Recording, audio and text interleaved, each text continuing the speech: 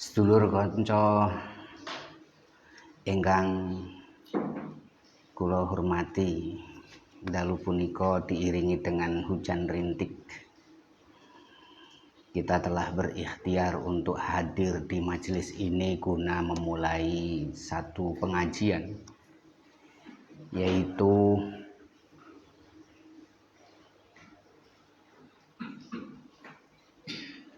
dengan menggunakan pedoman kitab Alfiyah Ibnu Malik yang bertujuan untuk mencoba memahami tata bahasa Arab, yang mana bahasa ini merupakan bahasa Al-Quran dan Al-Hadis. Dan setiap kita tahu bahwa dalam beragama sumber kita adalah Al-Quran dan Hadis. Oleh sebab itu, setiap muslim yang masih bergairah untuk memelihara dan memahami agamanya, dia harus meluangkan waktu untuk belajar bahasa Arab, lengkap dengan gramatikalnya atau tata bahasa Arabnya, meliputi nahwu dan sorofnya. Bahkan kalau sekiranya memungkinkan, kita lanjutkan dari nahwu sorof itu sampai pada mempelajari tentang sastranya, sastra bahasa Arab. Di sana kita akan dikenalkan dengan ilmu ma'ani, ilmu bayan, ilmu badi, yang dengan memahami kaidah-kaidah itu, begitu kita mendengarkan ayat-ayat Al-Quran dibaca, itu betul-betul masuk ke dalam hati. Sehingga apa yang difirmankan Allah di dalam Al-Quran, innamal mu'minuna alladzina idza dzukirat innamal mu'minuna alladzina idza dzukirallahu wajilat qulubuhum wa idza tuliyat alaihim ayatuhu zadatuhum imana. Jadi di dalam ayat itu, mohon maaf lengkapnya saya tidak membaca, dan kalau salah ya mohon ampun kepada Allah Subhanahu wa taala. Wa idza tuliyat alaihim ayatuhu, dan ketika ayat-ayat Allah itu dibaca, ya, zadathum imana, dia makin bertambah keimanannya. Nama Allah disebut, bergetar hatinya, dibaca ayat-ayatnya, firman-firmannya, dia juga menjadi bertambah imannya kepada Allah Subhanahu wa taala. Menurut sejarahnya, ilmu nahwu itu pertama diinisiasi oleh sahabat Ali karramallahu wajhah. Jadi penggagas pertama tentang bagaimana ilmu-ilmu bahasa Arab ini dirumuskan adalah idenya sahabat Ali, yang pada waktu itu perintah kepada santrinya yang bernama Abul Aswad Ad-Du'ali untuk menyusun rumusan-rumusan tata bahasa Arab. Dan kemudian mulai gencar pada abad kedua di Mandegani, ditokohi dengan seorang yang bernama Imam Sibawayh, dan kemudian berlanjut sampai ada Imam Ibnu Malik sekitar abad ke-5, abad ke-6, berlanjut sampai abad ke-12, di mana tata bahasa Arab itu dikarang dengan menggunakan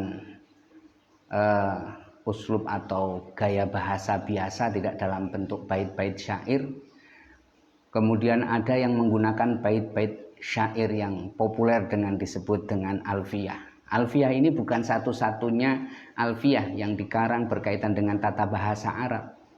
Ada alfiyahnya Imam Ibnu Mu'ti, guru daripada Imam Ibnu Malik. Terus ada alfiyahnya Imam Ibnu Malik yang akan kita kaji pada malam ini.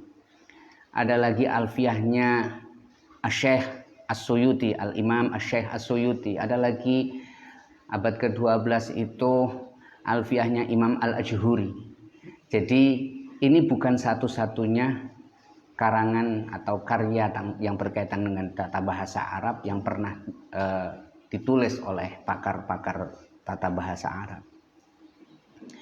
Kemudian bapak-bapak, ibu-ibu, kedudukan mempelajari ilmu nahwu seperti tadi saya katakan, siapa saja yang mempelajari Al-Quran dan Al-Hadis, siapa saja yang masih bergairah untuk mempelajari isi kandungan Al-Quran dan isi kandungan Al-Hadis, maka kita melihat, mengetahui dan mempelajari itu bagaimana hukumnya, tentu adalah wajib. Maka jalan, lantaran, wasilah yang bisa mengantarkan kita untuk memenuhi kewajiban itu juga harusnya wajib.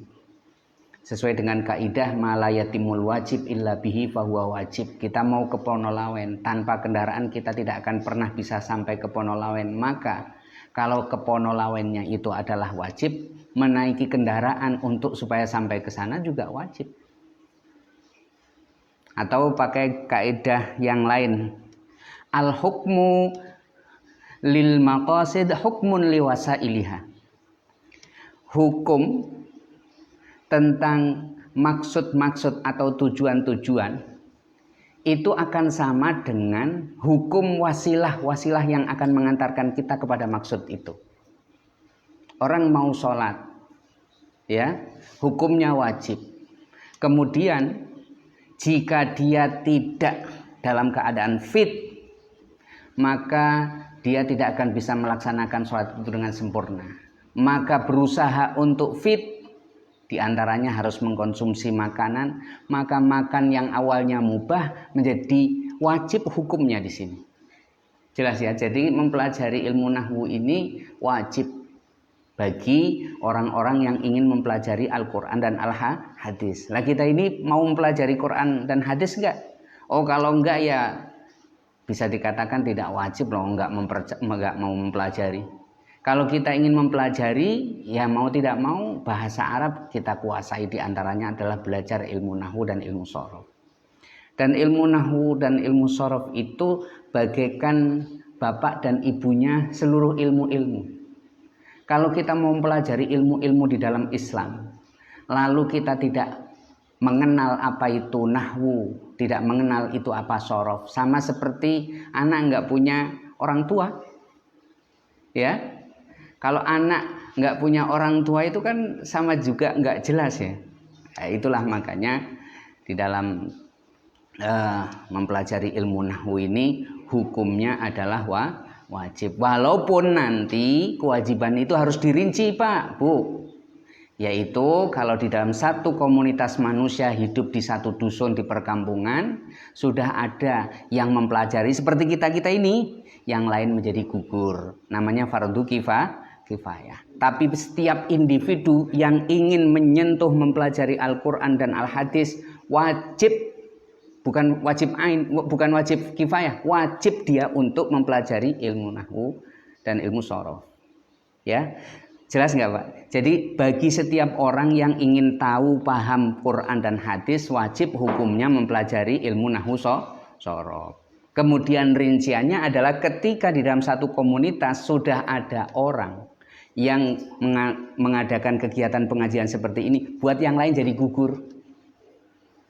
Buat yang lain jadi gugur. Baik, pada malam ini saya ingin wasilah atau tawassul dengan membaca beberapa suratul Fatihah untuk para guru, para masyayikh yang mengajari ilmu nahwu dari semenjak saya umur 12 tahun Pak. Ala hadhihi niyah wa ala kulli niyatin sholihah wa ila hadratin Nabil Mustafa Rasulillah sallallahu alaihi wasallam, tsumma ila arwahi jami'i masyayikhi Ma'had Islam Yambu'ul Ulum Lumpur, Kiai Halim Zawawi wa Kiai Hamzah wa Kiai Abdul Ghafur, wa ila arwahi masyayikhi Pati Jawa Tengah Syekh Abdullah Rifai, wa ila arwahi jami'i masyayikhi Ploso alladzina yu'allimuni uluman katsiran nafi'atan fid dini wa dunya wal akhirah wa ila ruhi muallifi hadzal kitab wa muallifi alfiyah fi kulli qarnin minal qurun syai'ulillahi lahumul fatihah. A'udzubillahi minasyaitonir rajim. Bismillahirrahmanirrahim. Alhamdulillahirabbil alamin arrahmanirrahim maliki yaumiddin iyyaka na'budu wa iyyaka nasta'in ihdinas siratal mustaqim siratal ladzina an'amta 'alaihim ghairil maghdubi 'alaihim waladdallin.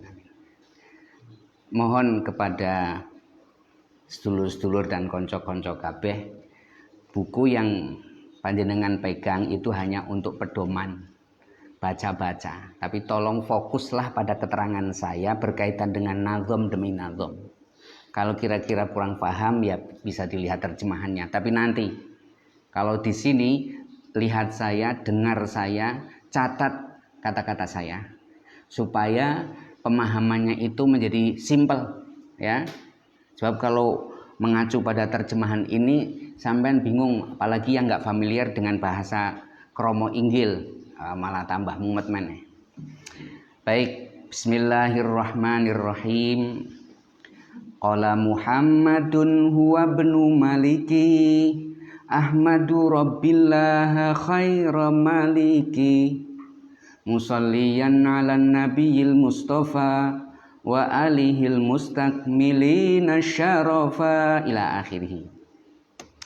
Yang pertama adalah bacaan bismillahirrahmanirrahim. Ya. Kenapa diawali dengan bismillah? Karena Nabi mengatakan kullu amrin dzibalin la yubda'u bi bismillahirrahmanirrahim fahuwa aqta'. Wa fi riwayatin fahuwa abtar. Wa fi riwayatin fahuwa ajdaq. Barang siapa memulai suatu kebaikan tidak dimulai dengan basmalah, maka hilang barokahnya. Karena kita ini berharap barokah dari kegiatan ini, mau tidak mau kita membaca bismillahirrahmanirrahim sebagaimana muallif atau nazim memulainya dengan basmalah. Ada hadis yang mengatakan kullu amrin la yubda'u bihamdillah. Setiap sesuatu yang baik tidak dimulai dengan hamdalah, hilang barokahnya. Dua hadis ini jangan membuat kalian bingung. Cara menggabungkannya begini. Yang satu hadisnya menuntun kita untuk mengawali kebaikan dengan basmalah. Satu hadis lagi menuntun kita untuk memulai suatu kebaikan dengan hamdalah. Jadi basmalah adalah ibtida hakiki, permulaan yang hakiki, betul-betul memulai. Belum ada permulaan, belum ada kata-kata sebelumnya. Jadi begitu niat di dalam hati bergerak mau memulai, bismillah itu namanya permulaan hakiki. Ya. Kemudian hamdalah namanya al-ibtida' al-idhofi. Itu juga permulaan, tapi setelah adanya basmalah. Jadi ingat, di mana-mana kalau ada keterangan tentang permulaan suatu kebaikan di ucapkan basmalah atau hamdalah. Basmalah adalah permulaan hakiki, kemudian hamdalah permulaan idhofi. Pengertian daripada permulaan hakiki adalah permulaan di mana sebelum itu belum ada kata-kata apa-apa. Yaitu bismillah itulah yang menjadi awal dari suatu kebaikan. Sedangkan hamdalah adalah permulaan idhofi yang disandarkan pada sebelumnya ada ungkapan bismillahirrahmanirrahim. Jelas ya? Kemudian Anda perhatikan bismillah. Itu perhatikan bismillah itu. Ada ba, namanya kata sambung atau huruf. Ismillah itu adalah mudhof ilaih yang maknanya adalah nama Allah.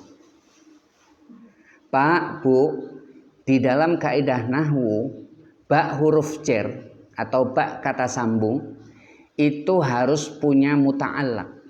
harus punya yang disambungi.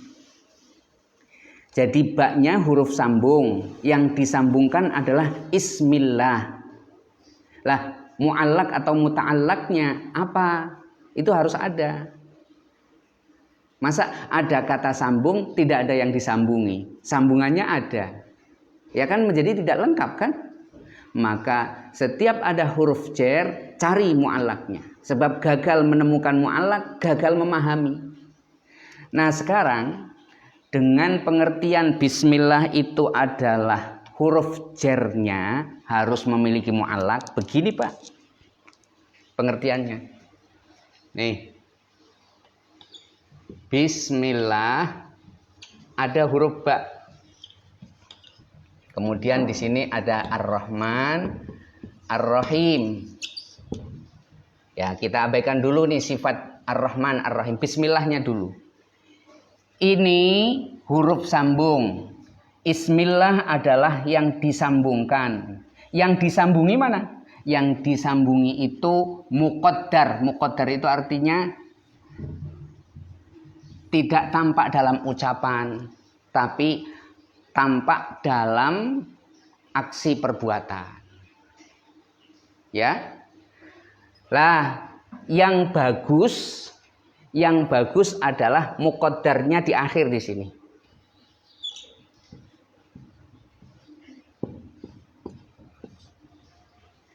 Dengan menyebut nama Allah, abda'u, aku memulai. Tapi ada juga yang mengatakan bahwa muqaddarnya bukan di akhir, tapi di depan. Aku memulai dengan menyebut nama Allah. Ya Pak ya. Jadi kalau baca Bismillahirrahmanirrahim, Anda mau apa? Oh, mau mengaji. Aku memulai pengajian dengan menyebut nama Allah. Ini yang pertama, muqaddar fil awal. Atau bisa muqaddarnya fil akhir. Aku menyebut nama Allah memulai pengajian. Jadi abda di depan maupun di akhir itu sebagai mu'allaqnya atau yang disambungi ba huruf jar dari kata bismillah. Jadi jelas kalau misalnya kita berucap aku dengan menyebut nama Allah, soal apa ini? Soal apa ini? Oh, permulaan pengajianku. Soal apa ini? Permulaan aku mengendarai. Nah itu jadi yang harus kita perhatikan, ba huruf jar membutuhkan mu'allaq atau yang disambungi. Kata yang disambungkan ada itu. Bismillah, kata yang disambungkan sudah ada. Yang disambungi perlu dicari. Lah, ketemunya adalah muqaddar. Dilihat faktanya. Apa yang sedang dilakukan? Itulah yang diawali dengan Bismillahirrahmanirrahim. Jadi yang bagus yang akhir ya. Bismillahirrahmanirrahim abda'u. Tetapi bisa juga abda'u bismillahirrahmanirrahim. Jadi setiap berucap bismillahirrahmanirrahim, abda'unya jangan lupa. Ya. Supaya ada keberkahan. Bapak Ibu yang saya hormati, ketika berhubungan dengan Allah, memulai sesuatu, kadang menyebutkan ismun. Seperti ini. Bismillahirrahmanirrahim. Ya. Ini ada ismun. Ada yang kadang-kadang tidak menggunakan ismun tapi ba ketemunya langsung. Engkau ya Allah. Engkau ya ya Allah. Bika. Ya. Bika, tidak menyebut ism. Perbedaannya apa? Kan ada Iqra bismi rabbikal ladzi khalaq. Ada kalau doa pagi itu kata Nabi, bika umsi wa bika usbihu. Ya. Kami masuk sore ya Allah, denganmu kami masuk sore ya Allah, dan denganmu pula kami masuk pagi.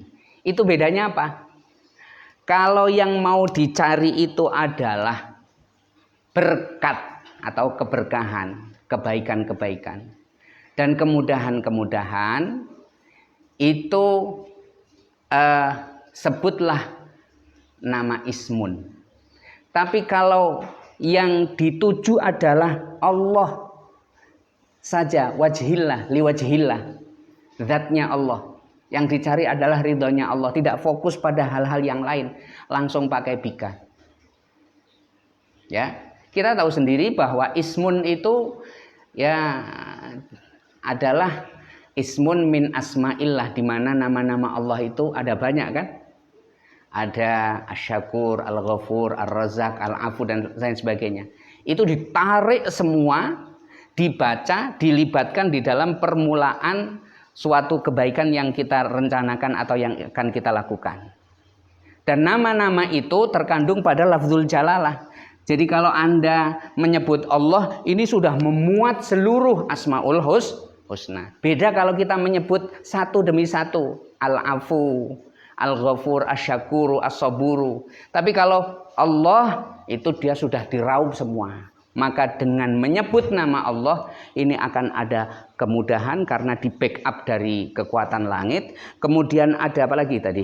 Ada berkah, kebaikan-kebaikan yang berlimpah. Yang tidak membaca basmalah, hilanglah berkah itu. Jelas ya? Kemudian terkait dengan bacaan Ar-Rahman, Ar-Rahim. Ini qiraatun muta'ayyinah. Bacaan Ar-Rahmanir Rahim. Ijar ya. Sebagai sifat pertama, sifat kedua dari lafaz Allah. Karena ini bismillahi adalah idhofah, mudhof ilaih, ismun ya, idhofah kepada Allah, kemudian di sini majrur, ini sifatnya juga majrur ya. Baik yang Rahman maupun yang Rahim sama-sama dibaca jar. Ya.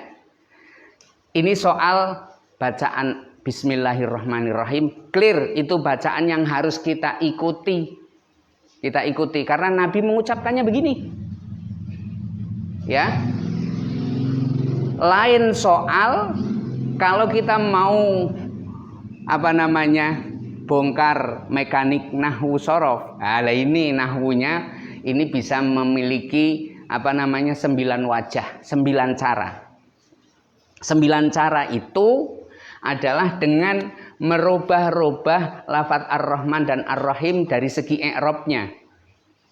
I'rab itu kalau dalam jurmiyah itu ada rafa' nasab itu loh. Ya. Kalau ini yang qiraah muta'ayyinah yang wajib kita pedomani, nggak boleh dirubah-rubah seperti yang ada di dalam Al-Qur'anul Karim, ya ini Bismillahirrahmanirrahim.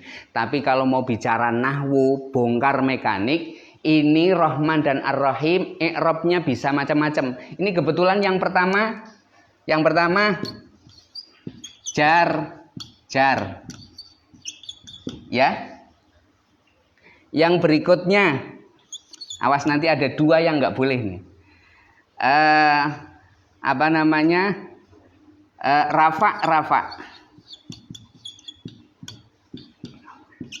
Ini karena tujuan belajar ilmu nahwu adalah mengasah bagaimana kita punya kemampuan untuk membaca kitab gundul dengan harokat-harokat yang kita baca dan kita pertanggungjawabkan. Jangan fathah tapi ditanya kok dibaca fathah, nggak tahu, saya pengennya baca fathah lah, dasarnya apa, nggak tahu, itu jelas nggak paham itu. Rafa. Kemudian yang berikutnya nasab. Saya cicil ya, nasab. Kalau jar kan sudah nih, Bismillahirrahmanirrahim, Ar-Rahmani, Ar-Rahimi, jar namanya. Ada Ar-Rahmanur Rahimu. Kalau ditanya kok Ar-Rahmanur Rahimu sih? Oh, ini menjadi khobar dari mubtada yang dibuang. Bismillah dengan menyebut nama Allah. Ar-Rahmanu bermula atau utawi Gusti Allah iku Maha Rahman. Ar-Rahimu ya Maha Rahim. Berarti ada mubtada yang dibuang, di mana khobarnya adalah Ar-Rahman dan Ar-Rahim, lalu dibaca dhamma. Ini namanya rafa'. Ada yang dibaca Ar-Rahmana Ar-Rahima. Bagaimana ini Ar-Rahmana Ar-Rahima?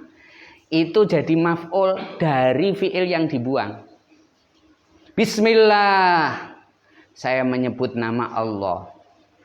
Ar-Rahmana, aku bermaksud dia yang maha rahman. Ar-Rahim, aku bermaksud dia yang maha rahim. Jadi a'ni itu maksud aku. Ar-Rahmana, maf'ul kan? Ya enggak? Karena maf'ul jadi nasab. Apalagi nih yang berikutnya. Yang dilarang itu jar yang terakhir. Berarti ini kalau mau diacak rafa dengan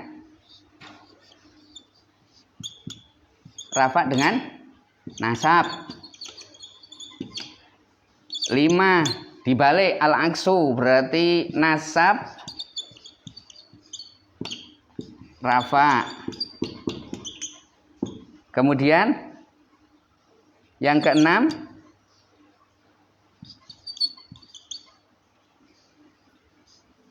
rafa jar. Kemudian yang ketujuh nasab jar. Satu lagi ada 8. Yang belum apa ini? Rafa sudah, nasab sudah, rafa nasab sudah, dibalik nasab rafa sudah, rafa jar sudah, nasab jar sudah. Kurang 3 apa lagi nih acakannya? Hah? Rafa nasab belum ya? Mana? Hah? Jar nasab, oke. Jar nasab. Terus jar rafa ya? Nah, ini jadi komplit nih.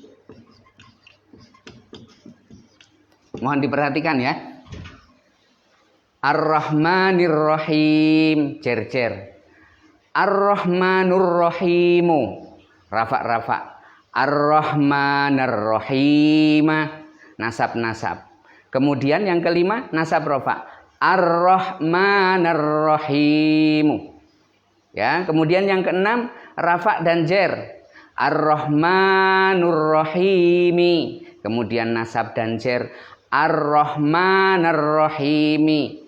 Yang sisanya yang terakhir jar dengan nasab. Ar-Rahmanir Rahima.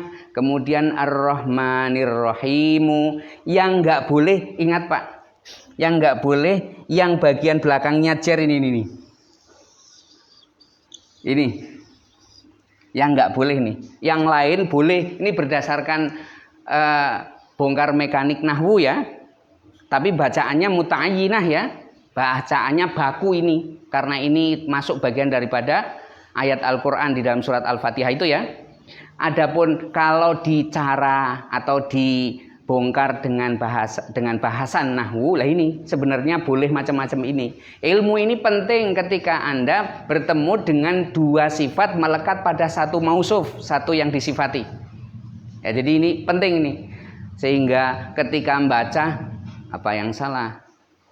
Nah, itu tadi masa mausufnya jar, sifatnya kok rofa. Lah terus kenapa? Kalau rofa? Ya salah dong. Kalau jar harus jar juga. Itu adalah maf'ul dari fi'il yang dibuang. Saya berniat membuang. Langsung dia diem.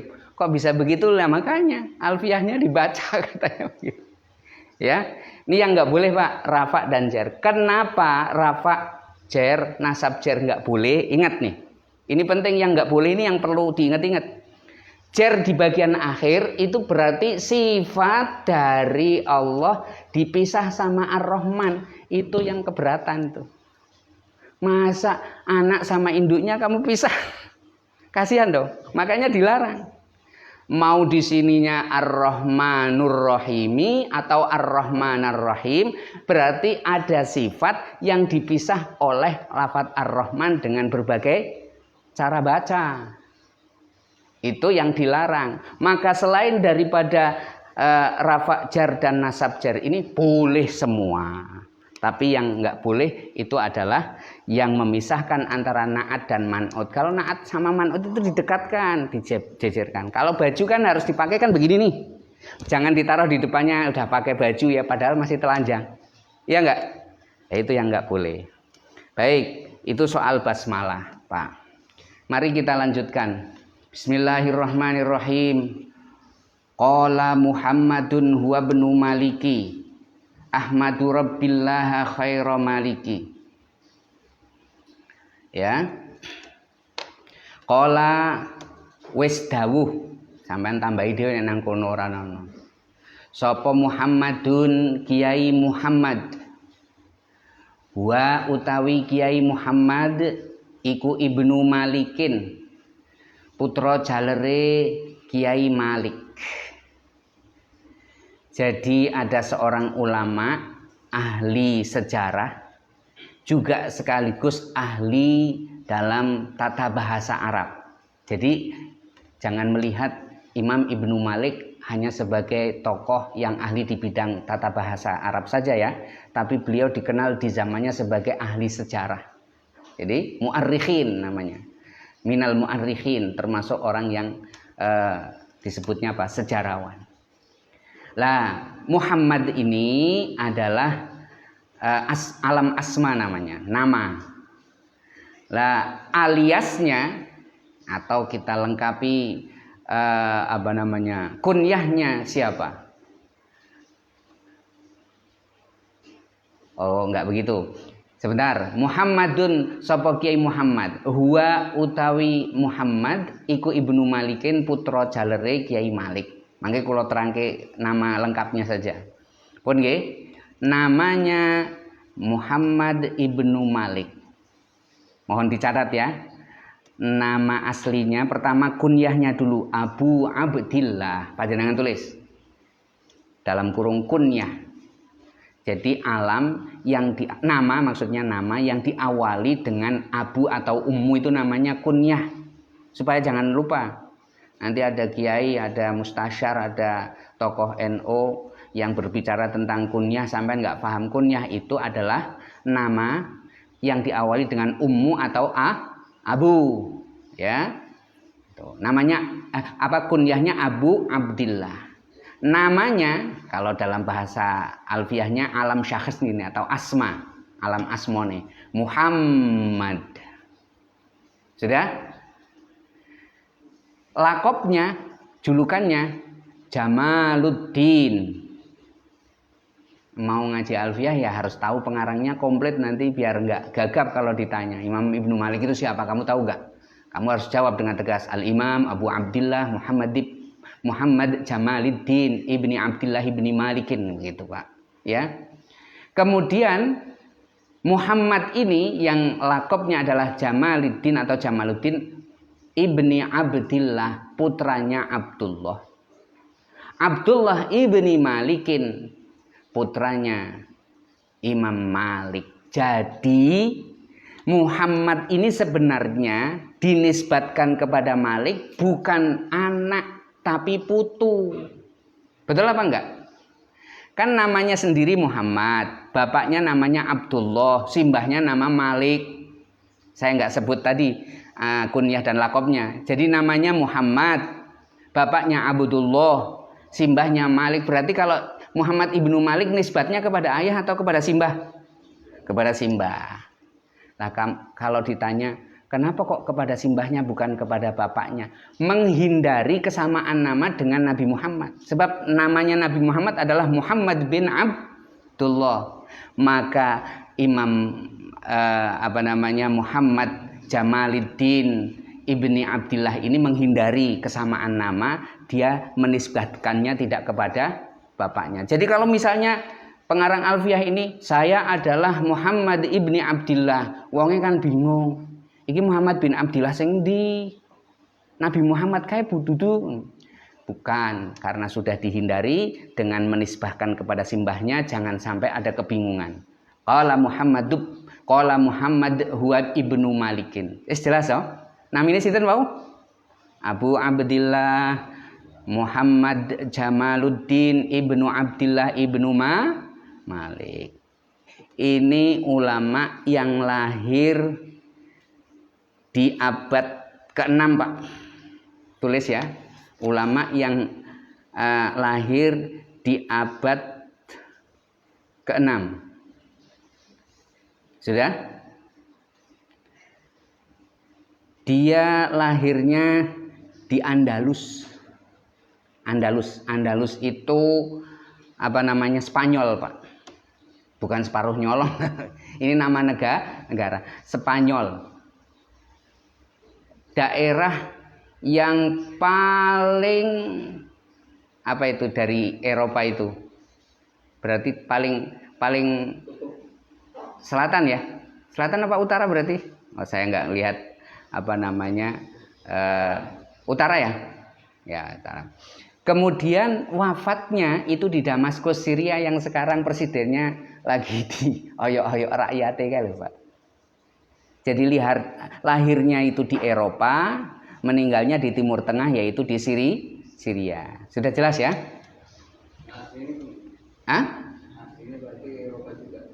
Aslinya itu Andalus itu.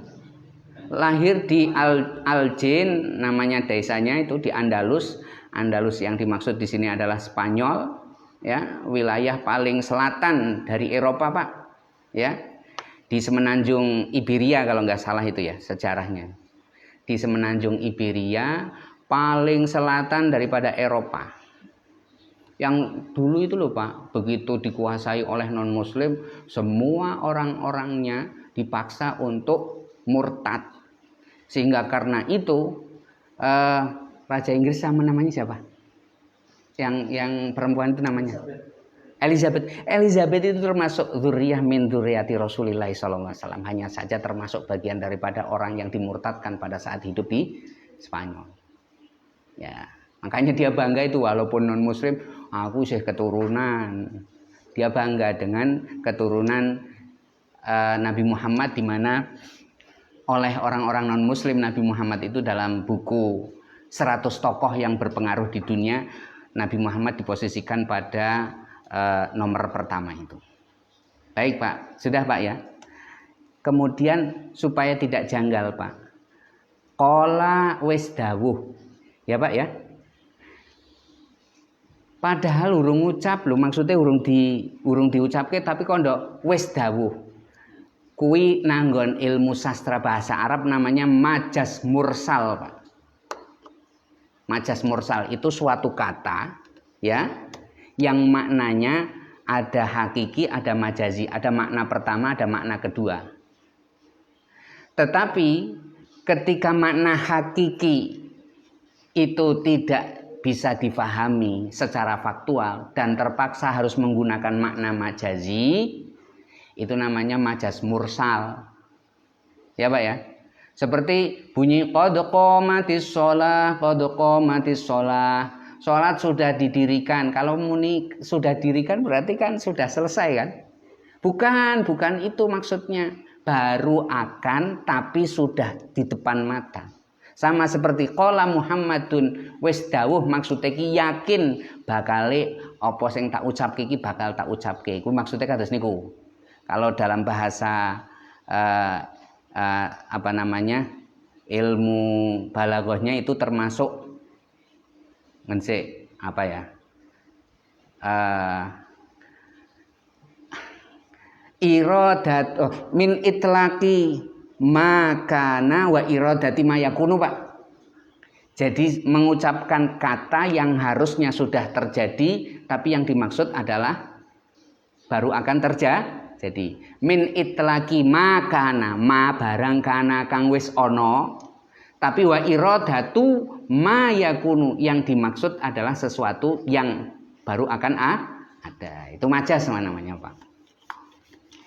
Lah apa engko tekan ya njaluk umur panjang, engko nek kira-kira wektune bisa diotak-atik ya engko dispel, di varian dengan ilmu balaghah. Sraka iki anggar umure nyandak iki sing penting diniati kabeh-kabeh sing apik-apik, Pak, ya. Mulane wong mukmin niku mlebu swarga sak lawase-lawas ki mergone nek apan panjang umur nang alam dunya pengin nglakoni keapian, niat pengin selalu melakukan kebaikan, itulah kemudian diapresiasi oleh Allah dengan surga yang tiada berkesudahan gitu Pak.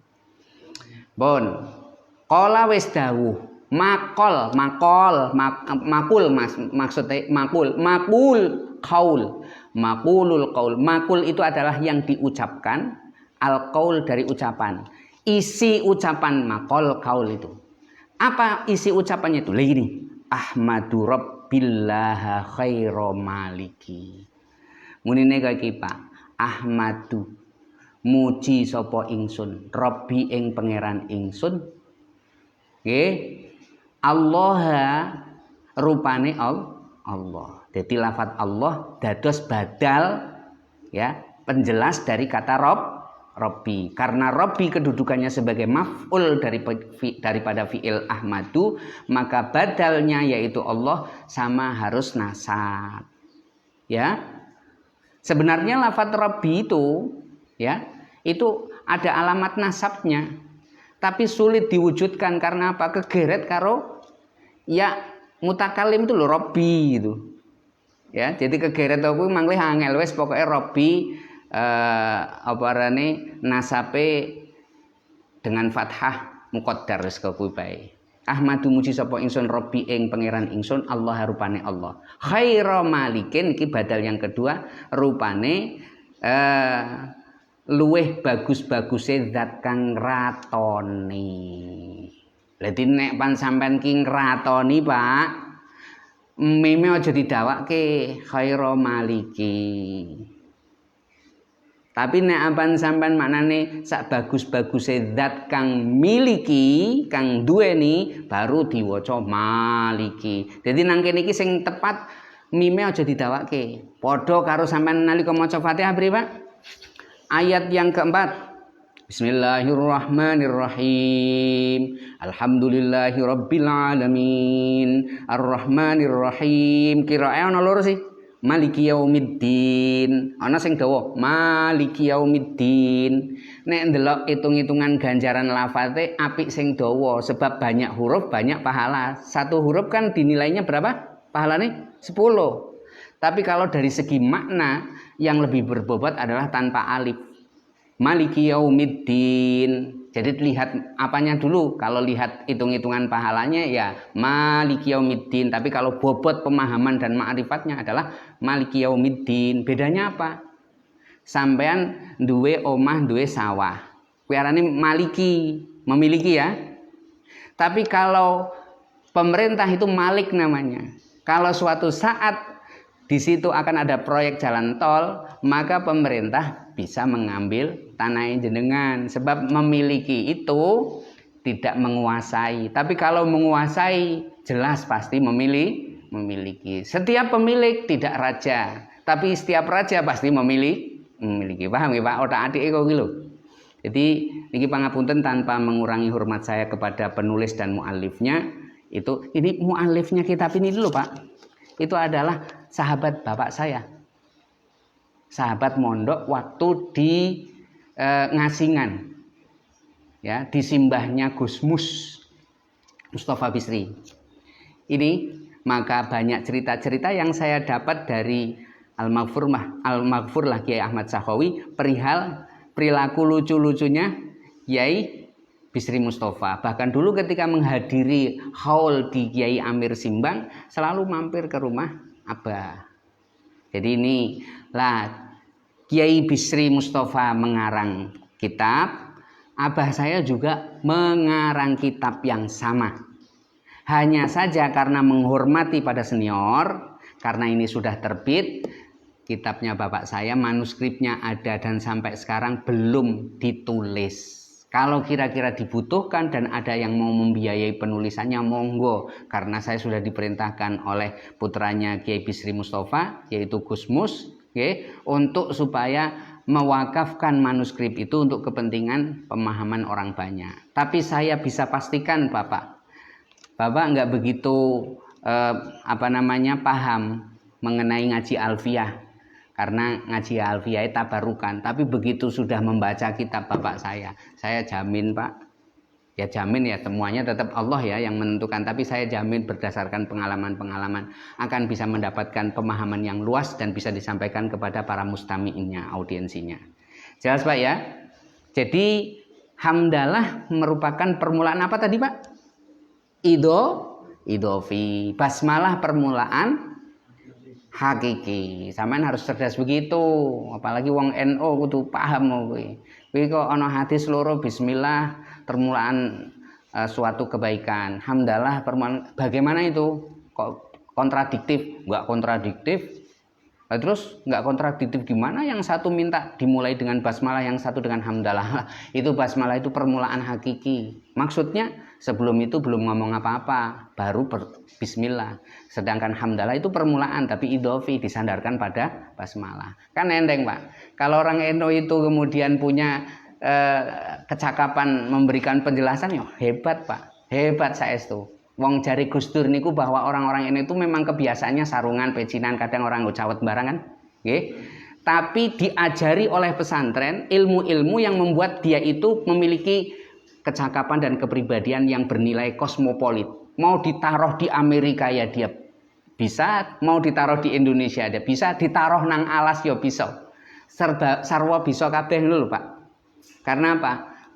Perfect itu artinya penuh. Setiap permasalahan dia tahu dasar-dasarnya dan tahu menyampaikan hujah-hujahnya. Musollian hale nuwunake rahmat ta'dzib. Musollian iki arane halun manwiyah. Nggih. Jadi musollian jadi hal saking fa'ile lafat ahmadu. Jadi fa'ile ahmadu iki kan mutakallim nggih Pak nggih. Musollian hale nuwunake rahmat ta'dzim. Rahmat ta'zim ki rahmat kawelasan tapi nilainya pengagungan. Kalau sampean jaluke rahmat karo Gusti Allah nilainya apa? Pengampunan krana akeh salah iki napa? Mboten. Lah nek Kanjeng Nabi kan ora duwe salah. Jadi nek dijaluke rahmat karo Gusti Allah nilainya adalah pengagungan. Ben ngerti bedane rahmat ta'zim karo liyane rahmat ta'zim. Sasarannya siapa? Alal Nabi yang atase Kanjeng Nabi Al-Mustafa kang dipilih. Dipilih dari Bani Yakub, Bani Ibrahim. Jadi Nabi Ibrahim punya putra, ya, di mana putra itu Ismail dan juga Ishak. Ishak menurunkan Bani Israel, kemudian Ismail menurunkan orang-orang Arab. Lah semuanya sesuai dengan doa simbahnya yaitu Nabi Ibrahim untuk supaya mereka dipilih menjadi utusan. Lah Bani Ishak atau Bani Israel itu ya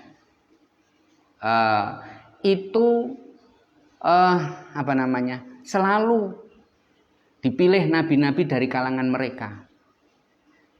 Sedangkan Bani Ismail enggak, baru sekali-kalinya dipilih untuk mendapatkan tugas risalah yaitu Nabi Muhammad. Jadi Nabi Ismail ke bawahnya itu nggak ada yang jadi nabi atau rasul. Baru ketemunya itu adalah Nabi Muhammad. Lah orang-orang yang Bani Israel itu keberatan. Gimana sih? Dia kan orang bukan keturunan orang penting, kenapa kok dipilih jadi nabi? Jadi rasul. Harusnya kami. Enggak, Al-Mustafa yang nyelir, yang milih adalah Allah Subhanahu wa taala. Dan itu tidak boleh kemudian kita ikut campur. Itu adalah hak prerogatif Allah. Mau pilih nabinya dari kalangan siapa, jangan diatur-atur. Kalau makin mengatur-ngatur pilihan Allah namanya makin kurang ajar sama Allah. Sudah Pak ya, wa alihi lan kawula wargane nabi. Al-mustakmilina kang podo nyempurnaake kabeh asyarafa ing kemuliaan. Jadi wa alihi ini keluarganya Nabi. Kalau dari segi hubungan darah Bani Hashim dan Bani Muthalib, dari hubungan spesial keluarga Nabi itu yang sering disebut sebagai Ahlul Bait adalah Nabi, Fatimah, sahabat Ali, Hasan dan Husain, 5 orang itu. Nah, kalau kesininya namanya Dzurriyyah, paham Pak? Tapi karena ini Imam Ibnu Malik itu sedang berdoa, ya, berdoa untuk supaya Nabi mendapatkan rahmat ta'zim, supaya keluarganya mendapatkan rahmat ampunan. Lalu yang dimaksud itu siapa? Apakah Bani Hashim dan Bani Muthalib? Bukan. Ya. Apakah termasuk Ahlul Bait? Bukan. Tapi yang dimintakan di dalam makom doa ini adalah seluruh umatnya. Walaupun umatnya itu brengsek. Karena apa? Umat-umat yang brengsek itu lebih membutuhkan didoakan daripada yang tidak. Jadi harus begitu Pak. Nanti kalau panjenengan mulang wa alihi itu maksudnya dalam makom doa adalah seluruh umat Islam walaupun mereka ahli maksiat kita doakan. Sudah ya Pak ya? Wa asta'inu lan nyuwun pitulung sapa ingsun. Allah ing Allah fi alfiyah ing dalem nazamake qasidah kang bangsa 1000 bait. Ku maknane dawa kok kuwi. Nek pengin gampangi fi alfiyah ing dalem nganggit kitab alfiyah kok kuwi Pak. Nek makna dawane kados niku fi alfiyah ing dalam nazamake qasidah kang bangsa 1000 bait. Qasidah ini berarti dia ada hubungannya dengan ilmu arut. Kalau dilihat dari ilmu arut, bait atau syair ini menganut langgam atau not Bahar Rojas namanya. Di mana juznya Bahar Rojas itu bunyinya begini. Mustaf'ilun, mustaf'ilun, mustaf'ilun. Diulang sampai 6 kali. Mustaf'ilun, mustaf'ilun, mustaf'ilun. Ya. Kalau gurunya Imam Ibnu Malik ini namanya Imam Ibnu Mu'ti. Ngarang alfiyah juga Pak, tapi baharnya campur. Ada bahar rojasnya, ada bahar sari'nya.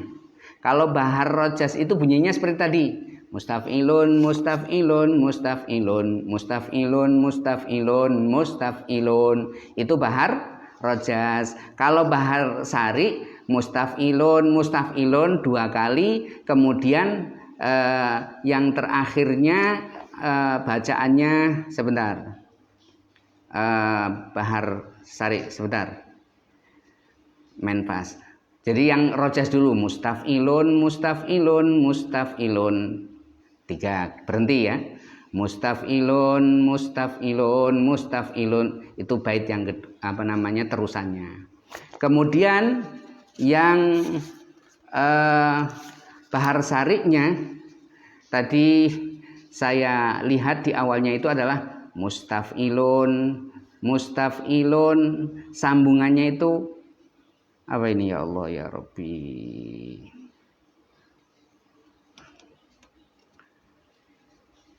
Mutafa'ilun. Nah, mustaf'ilun, mustaf'ilun, mutafa'ilun.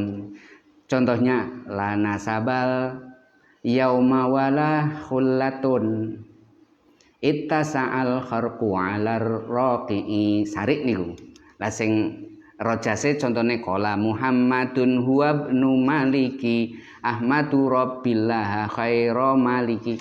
Jadi kalau nanti Imam Ibnu Malik mengatakan punyaku lebih bagus daripada punya guruku karena apa? Punyaku baharnya rojas. Jadi ngapalinya ora bingung. Sampai nek apan lagune iki genrenya pop kemudian pindah ke dangdut kan di poin mana, di refnya atau di mananya kan harus dicari kan. Tapi kalau ini rojas semua jadi enteng, sambil merem di awal tekan akhir rojas. Tapi nek ono sampurane sari beda genre misalnya. Ya akhirnya kan mulai kapan ini kita tidak menggunakan rojas? Nah ini dianggapnya mempersulit. Tapi tetap karena Imam Ibnu Mu'ti adalah seniornya harus tetap mendapatkan penghormatan. Sudah Pak, kita terangkan sederhana seperti itu ya.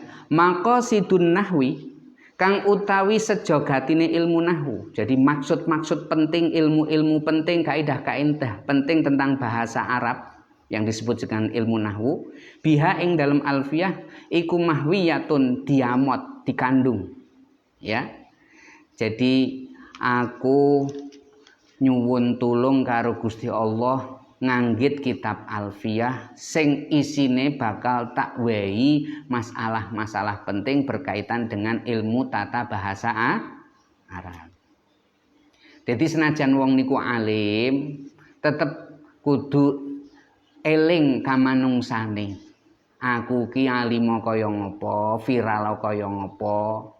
misure kaya ngapa, masyhure kaya ngapa, aku ki tetep menungso sing dadi kawulane Gusti Allah. Dadi aja por-poran, aja adikang adikung adiguna, tetep wa asta'inullah fi alfiyah maqasidun nahwi biha mahwiyah. Karena kita sudah dikasih rapal Pak, la haula wala quwata illa billahil aliyil azim. Sampeyan ki ora iso apa-apa nek ora krana dikersake karo Gusti Allah. Terus Pak, tuqarribul aqsa bilafdin mujazi wa tabsutul badla biwa'din mujazi.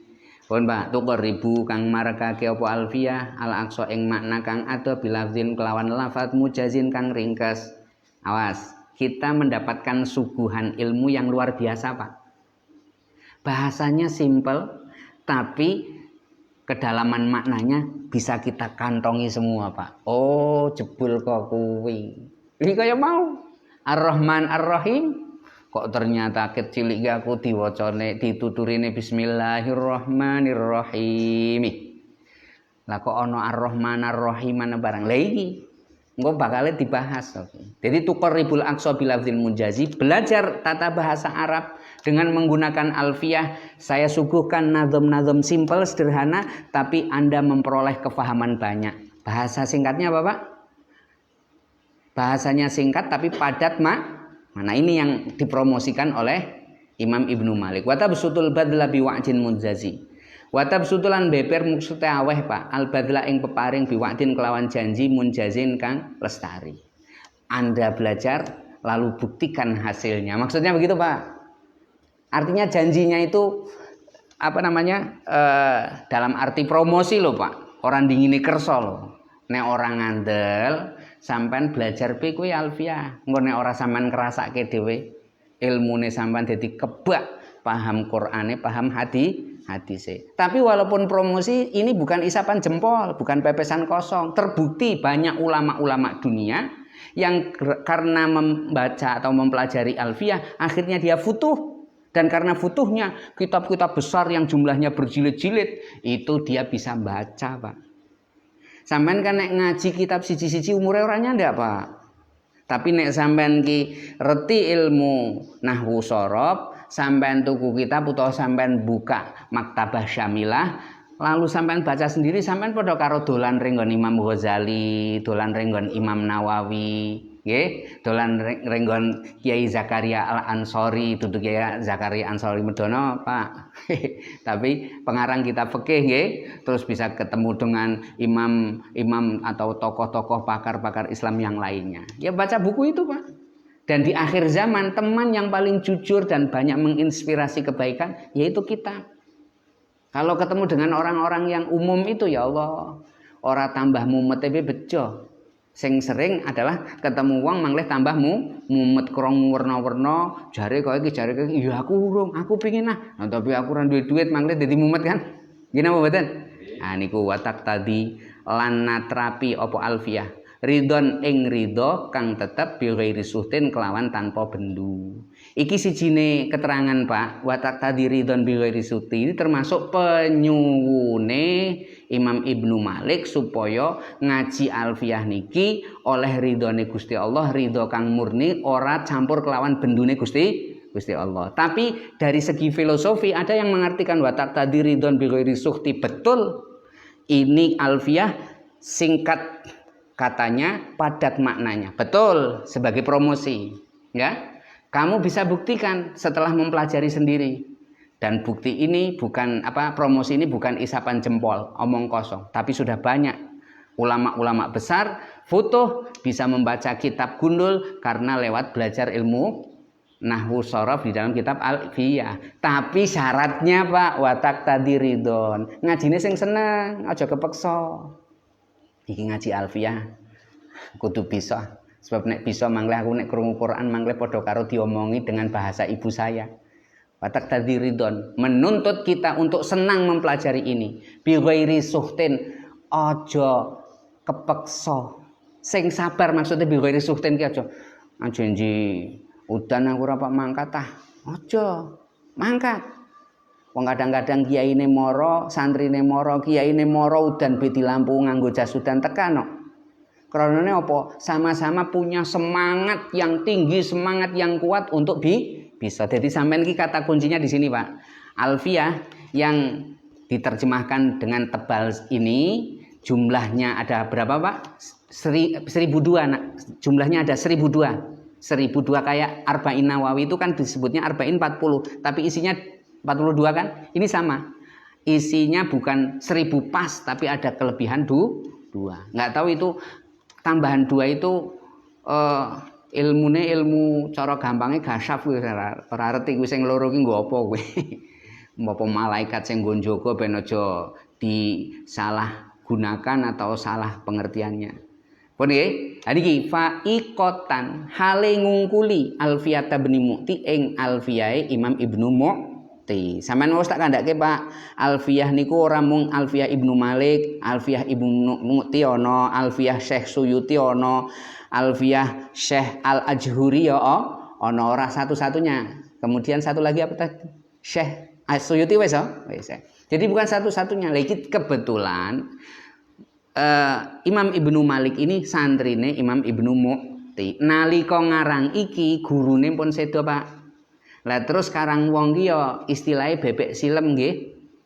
Karangane dhewek ya dielem kaya misale Imam apa arane As-Suyuti ngarang Alfiyah ya nazame menika kuwi faiqatan Alfiyata bni Malikin kuwi. Alfiyah ku luwih apik Dek Alfiyah Ibnu Malik. Godhonge Al-Ajhuri sak ngisore muni faiqatan Alfiyata Suyuti. Alfiyah ku luwih apik tinimbangane Alfiyahe Imam Suyuti. Ya, babek silem nggih. Bebek silem. Tetapi walaupun karangan sendiri itu dilem, tetap harus hormat sama senior, Pak. Jadi hikayahe kaya iki, Pak. Nalika Imam Ibnu Malik ngarang qala Muhammadun huwa ibnu Maliki sampai wa taqtadi ridwan bi ghairi suhti faiqatan Alfiyata bin Mu'ti. Terusnya apa? Mangles skor ditinggal mancing, ditinggal mlongo. Lah kok aku ora geduk-geduk padahal maune wis perfect nang jero utek kabeh. Tekan akhire bet ilang. Barang kok iki ngaji sungkan, nulis sungkan, wiridan sungkan. Lah siji ning dina Imam Ibnu Malik iki keturun, Pak. Set barang keturun ki nang jerone impen, deknen ki isih murung lagi, Pak. Terus ana wong tuwa. Lho, nang apa sih kok iso ketoke wajahe sedih? Anu piye kakek. Aku wis ngarang buku, tapi judeg dhewe mangke kok iso ora reti terusane padahal mau aku wis gel nglothok nak di luar kepala, tapi barang geduk nanggon sijine nazm aku iso pet ora iso neruske apa-apa kabeh-kabeh mangke klalen kok. Maksude sungkan terus ilmune klalen. Lah sing mok karang apa? Coba najak diunekke. Bismillahirrahmanirrahim. Qala Muhammadun huwa ibnu Maliki Ahmadu Rabbillah khairu maliki. Terus barang wa taqtadi ridwan bi ghairi suhti faiqatan Alfiyata bin Mu'ti. Ayo terus ke, jare kakek-kakek terus ke. Mboten saged saestu, mboten saged. Lah priye kok ora iso ki? Lah duka mboten paham niku mboten saged. Tak teruske aku entuk ora? Entuk barang diteruske kaya iki. Munine kakek-kakek iki ngomong iki wal hayyu qad yaghlibu alfa mayitin. Wong urip siji lawan karo wong mati 1000 ya tetep menang wong urip siji. Langsung kaget nglilir, Pak. Berarti kae guruku Imam Ibnu Mu'ti dielengke. Kowe iki nek ampan gawe nazm, tapi sing nguturi iso gawe nazm ki sapa? Aja mok sepelekke. Inilah yang namanya bahwa guru dengan murid itu di samping belajar tentang pengetahuan juga harus berburu keberkahan, Pak. Wingi-wingi aku ngandake ilmu didapat, tapi hidayah juga harus didapat. Lah gambaran daripada orang itu mendapatkan hidayah, hidupnya berkah dengan ilmu itu. Karena tahu dia kemudian mau melakukan. Itu penting. Lah caranya bagaimana untuk mendapatkan barokah dari guru? Ya khidmah, Pak. Orang-orang ini nek sampean wis ora tahu ketemu, nggih, krono adohe nang luar negeri kirimono Fatihah. Nek sampean kok kebetulan liwat aja nganti ora mampir. Nek suwi ora tahu ketemu, sekali ketemu ya dijak nyate kok kuwi lho Pak. Aja nganti ketemu guru sing nguturi ilmu terus sampean ki ora ngapiki, ora gawe bungah gurune. Kuwi senajan ilmune mok sedot nganti entek ora ana berkahe Pak. Jadi khidmah dan takzim kepada guru itu penting. Di antaranya adalah dengan menjalin ribat hubungan dengan guru melalui doa, melalui kiriman Fatihah, melalui silaturahmi, sowan dan seterusnya. Jangan pernah ada pemikiran begini. Ah guruku ki nek tak delok-delok ya pancen alim, tapi nyemengi to wis ngaji ora ana kanggone, Pak. Nyemengi apa? Sithik-sithik njaluk urunan, sithik-sithik njaluk urunan. Wong Imam Nawawi dalam hal ini bukan Syekh Nawawi Al-Bantani, Imam Nawawi sing ngarang kitab Arba'in Nawawi. Nek saben ngaji ki mesti nggo duit, mampir ring langgar dhisik. Nglebokke, ya Allah, wasilah kelawan sedekah iki aku aja nganti tekan mati weruh aibe guruku. Ya bener, guru ki dudu nabi, dudu rasul, ora maksum, tapi aja nganti aku weruh. Sebab nek apan aku ki weruh terus kerentek nang atiku, jeblono kiaiku ki kok kuwi ya. Apik kaya ngopo tapi ana sifat-sifat jelek ki kuwi langsung padangi ilmu sing mlebu nang jerone ati lan pikiran ki mangke wate berkurang. Wis maune mompyor 100 watt mangke mlerep 5 watt apa ora jeleki. Jeleki nggih. Nah, sing bingung akhirnya awake dhewe. Aniku hikayah kados mengkaten. Mulane donge diteruske, oh, berarti aku wingi kurang ajar faikotan afiat tabni patah alemah wa huwa bisabtin haizun tafdila mustaujibun sana iyal jamila wa huwa utawi Imam Ibnu Mu'ti bisabkin sebab dingin. Maksudnya karena senior haizun iku merkoleh tafdilan ing keutamaan. Maksudnya apa niku? Jadi Imam Ibnu Mu'ti itu dia berhak mendapatkan keutamaan karena beliau adalah senior, gurunya yang memberikan ilmu-ilmu kepada Imam Ibnu Malik. Mustaujibun toriku ngahaki sana iya ing pengalem ingsun al jamila kang alus kang bagus kang bagus al jamila kang bagus kang edi pun. Jadi pengalemku sing apik-apik harus mengarah kepada beliau, ora kena ngece. Nek mau kan saja ngece Pak, wekku luwe apik bahare rojas toto tur singkat lafate padat maknane. Lah nek wek guruku ya ora iso ngalahke wekku bahare campur rojas karo sare tur makna apa lafate iki dawa tapi isine kandungan pengertiane pemahamane sedikit. Iki pangapunten tak tuntaske saling esuk ben bahas nanggon bab kalam Pak nggih. Wallahu yaqdi bihibatin wa firah liwalahu fi darajatil akhirah. Tunggu meneh. Wallahu ta'ala Gusti Allah iku yaqdi muga ngukumi sapa Allah bihibatin kelawan aweh pira-pira peparing wa firatin kang sempurna kanggo sapa li keduwene ingsun utawa maring ingsun walahu lan marang Ibnu Mu'ti fi darajatil akhirati besok ing dalem pangkate akhirat. Pone Pak nggih. Ana sing ngandhake bahwa asline ndongane ben rada sumrambah aja nggo gawe deknen karo gurune totok ra. Lah priye? Wallahu yaqdi birridha warahmah liwalahu wali jami'il ummah kuwi lho nang terjemahan kuwi Pak. Njaluke kok kuwi. Lah wong sing aran Imam Ibnu Malik dhewe karangane dhewe ya awake dhewe ora usah melu komentar tinggal melu wis nggih. Pak muni wallahu yaqdi birridha warahmah nyatane nang dhuwur wis diwatak tadi ridhon bi ghairi suhti ya Pak ya.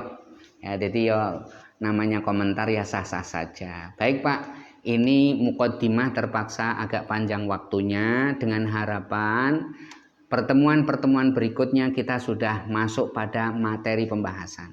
Saya yakinnya dengan izin Allah panjenengan watak tadi ridhon bi ghairi suhti seneng ngaji alfiyah nggih tur sabar mesti watab sutul badla biwa'din mun jazi. Lah nek wis kasil ya Allah wallahu yaqdi bihibatin wa firah bakal oleh rahmat kesuksesan yang luar biasa.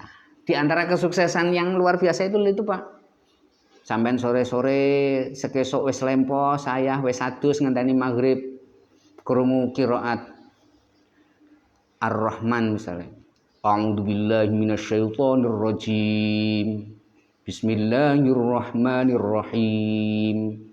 Ar-Rahmanu 'allamal Qur'ana khalaqal insana 'allamahul bayan. Sampeyan bergetar. Sampeyan padha karo dibisiki karo Gusti Allah.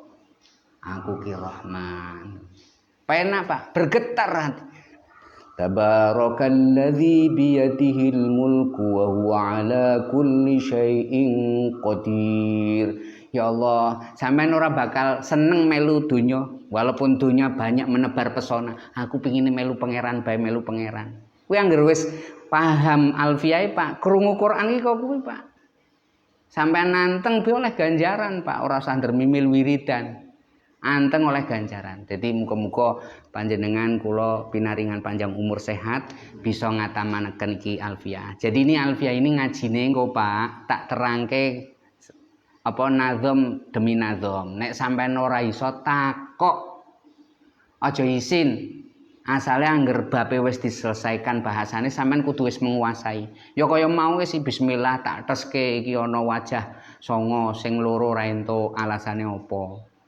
Terus saya menggunakan bahasa-bahasa yang simpel dari setiap nazom. Nanti ke depan juga saya bikin uraian dan penjelasannya sistematis. Saya yakin. Angger sampean watak tadi ridon, senang, bunga, ceria ngajine, biwairi suhti gelem sabar, insyaallah hasil maksud. Amin ya rabbal alamin. Al-Fatihah. A'udzubillahi minasyaitonir. Bismillahirrahmanirrahim. Alhamdulillahirabbil alamin arrahmanirrahim maliki yaumiddin. Iyyaka na'budu wa iyyaka nasta'in. Ihdinas siratal mustaqim. Shiratal ladzina an'amta 'alaihim ghairil maghdubi 'alaihim waladdallin. Amin.